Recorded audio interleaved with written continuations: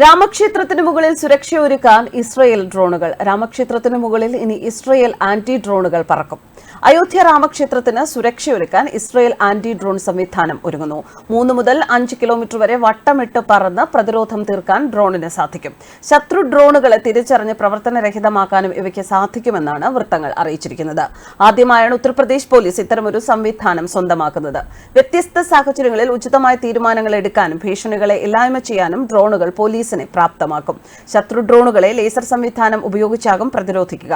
ശത്രു ഡ്രോണുകളെ ഹാക്ക് ചെയ്യാനും സ്വയം നശിപ്പിക്കാനും ഇസ്രയേൽ നിർമ്മിത ഡ്രോണുകൾക്ക് സാധിക്കും എന്നതാണ് മറ്റൊരു സവിശേഷത. ഇത്തരത്തിൽ പ്രവർത്തിക്കുന്ന 10-ലധികം ഡ്രോണുകളാകും ഉത്തർപ്രദേശ് പോലീസിന് സ്വന്തമാവുക.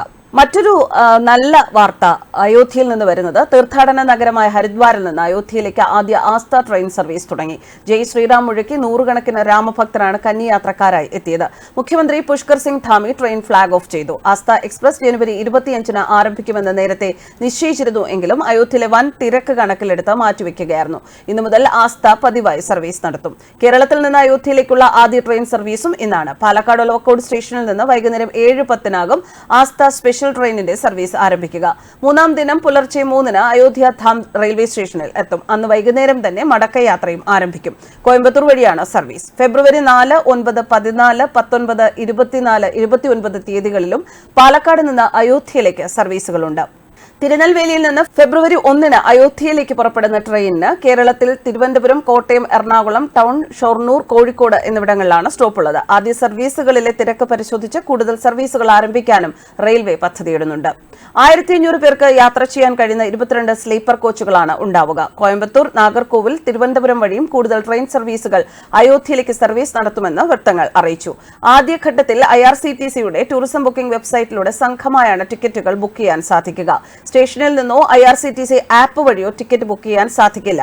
യാത്ര ചെയ്യുന്നവരുടെ പേര് വിവരങ്ങൾ ട്രെയിൻ കടന്നുപോകുന്ന സ്റ്റേഷനിലെ ഉന്നത റെയിൽവേ സുരക്ഷാ ഉദ്യോഗസ്ഥർക്ക് മുൻകൂട്ടി ലഭ്യമാകും.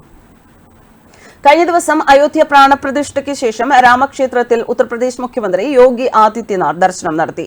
ശ്രീരാമക്ഷേത്ര തീർത്ഥ trust general secretary Champat റായ്ക്കൊപ്പമാണ് Yogi Adityanath ക്ഷേത്രത്തിലെത്തിയത്.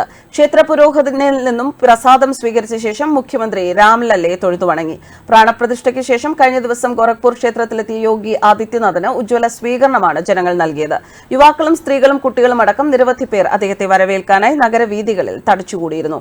വിമാനത്താവളത്തിൽ നിന്ന് ഗോരഖ്നാഥ് ക്ഷേത്രത്തിലേക്കുള്ള യാത്രയിലുടനീളം ജനങ്ങൾ മുഖ്യമന്ത്രിയെ പുഷ്പവൃഷ്ടി നടത്തിയാണ് ആനയിച്ചത്. രാമക്ഷേത്രത്തിന്റെ പ്രാണപ്രതിഷ്ഠ കഴിഞ്ഞ് ഒരാഴ്ച കഴിയുമ്പോഴും ക്ഷേത്രത്തിലെത്തുന്ന ഭക്തരുടെ തിരക്ക് ദിനംപ്രതി വർദ്ധിക്കുകയാണ്. സുരക്ഷ ഉറപ്പുവരുത്തുന്നതിന്റെ ഭാഗമായി എല്ലാ നടപടികളും സ്വീകരിച്ചിട്ടുണ്ടെന്നും ക്ഷേത്ര ട്രസ്റ്റ് അറിയിച്ചു. ന്യൂസ് ഡെസ്ക് കർമ്മ ന്യൂസ്.